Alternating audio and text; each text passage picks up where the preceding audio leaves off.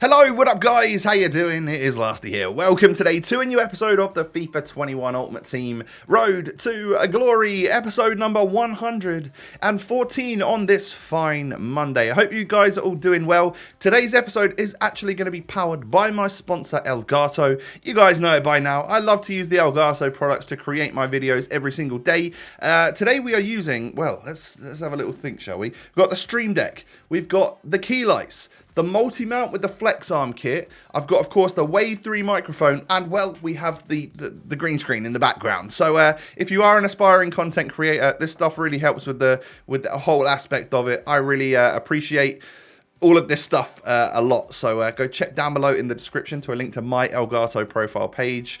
You won't be sorry. Now, moving on into the episode then, if you can do me a huge favour, at the very start, and hit that thumbs up button. We shoot for 5,000 likes over on this channel every day. If you can make that happen, you'll make Lasty's day, and he'll appreciate it a lot. So hit the thumbs up. And of course, subscribe as well if you're new. On our way to 500,000 subscribers. So we're going to start things off today with this very exciting pack. The 84 plus Rare Player Pick. So there's 4 players going to show up, all of which are 84 and above. It cost me an 83 rated team with an inform, so I didn't have to go out and buy anyone, but we just used the stuff that's in our club. Obviously, we did pack a couple of informs in our rewards last week, so we've got a couple of players to work with. And from our player pick, we are going to get a selection of gold, inform gold. Damn it. I've seen some of these on social media and they seem absolutely cracked. But one of our golds is an 88, so we will take a little Dybala there. We're going to take him over the inform Suchek because rating over everything, I think, from this little upgrade SBC to the point where I even know a couple of my mates took regular golds over headliners just because they were so far lower and it would take them ages to get informs. Rating over everything, unless the player is obviously brilliant. You know, you get like an 87 Goretzka and a 90 rated, I don't know who, probably take the headliner Goretzka, right? So in the background there, whilst I've been waffling, we have sold Torreira, or at least listed him up anyway, because I think I was getting done on corners from the fact that he was very short, and I wasn't absolutely loving him. So just for now, bring back Mendy. I don't typically use them two that often, Varane and Mendy, but I am just a hypocrite at the end of the day, so that's what we're going to do. And of course, that does flip Seedorf down to 7 chem at left mid, and then we put João Felix at centre mid on 8 chem, so he actually goes up by 1 chemistry point. So yeah, that's how that's going to work for now. The team is still going to play absolutely fine, I'm sure. Hopefully a little bit better with a little bit more of a solid meta left back for now. And I do switch Depay and Felix because, I don't know, something about Memphis is just not quite working out as well for me this week. So I'm going to put Felix back up front and then Depay at cam. We'll probably bring Depay off at half time. Bring someone like Zaha or Rashford on up front and then bring João Felix back to that cam role.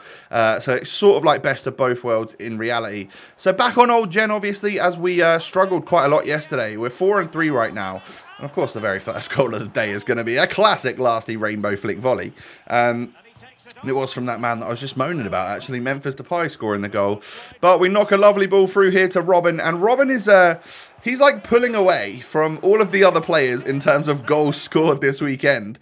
I can tell you at the end of this episode, which is where I'm currently at in terms of playing my games, which is like Saturday evening before I play another session, I have scored 23 goals with Robin.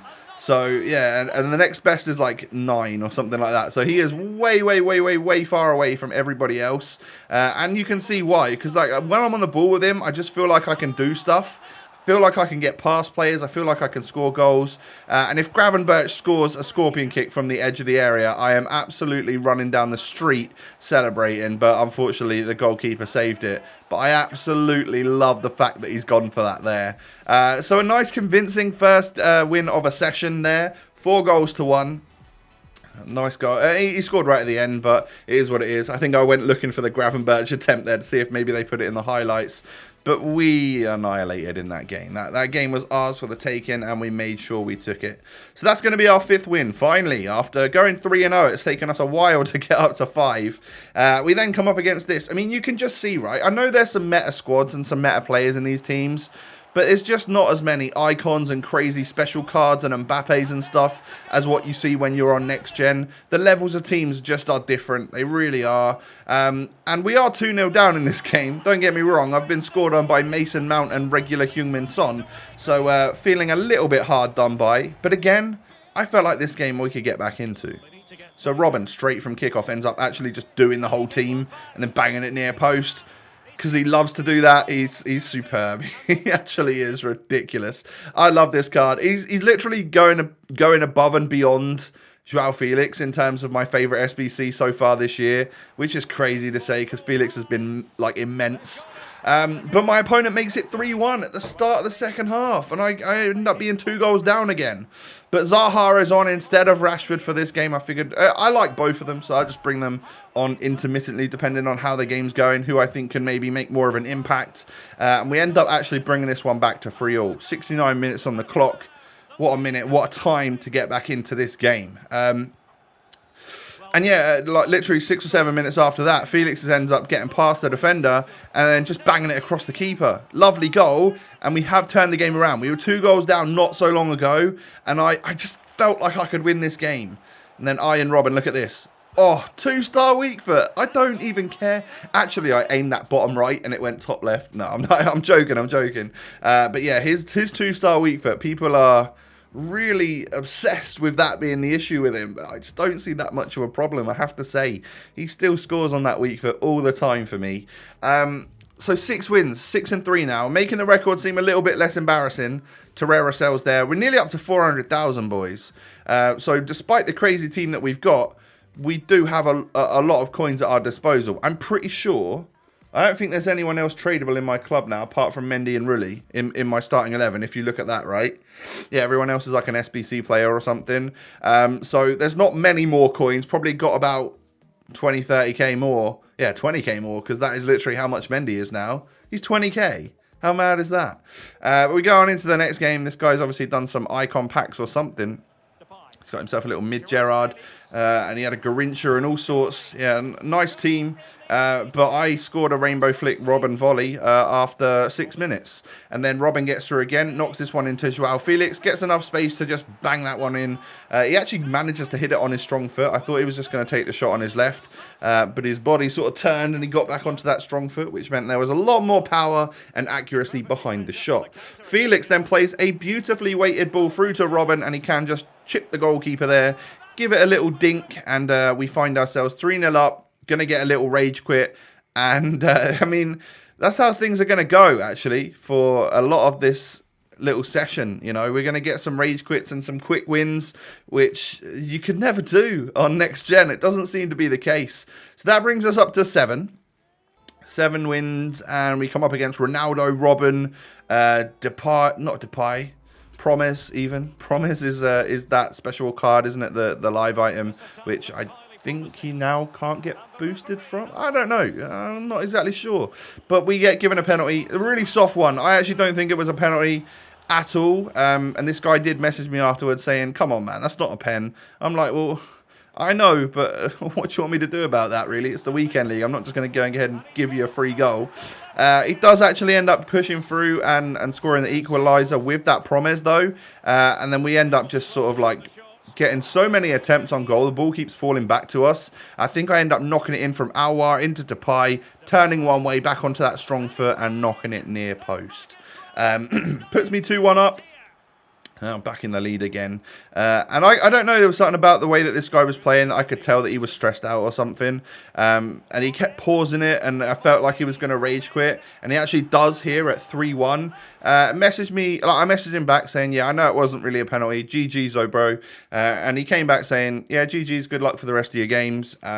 What's your record? He was 8-10. And at that point, I was 7-3, now 8-3. That's a really unfair mismatch on him.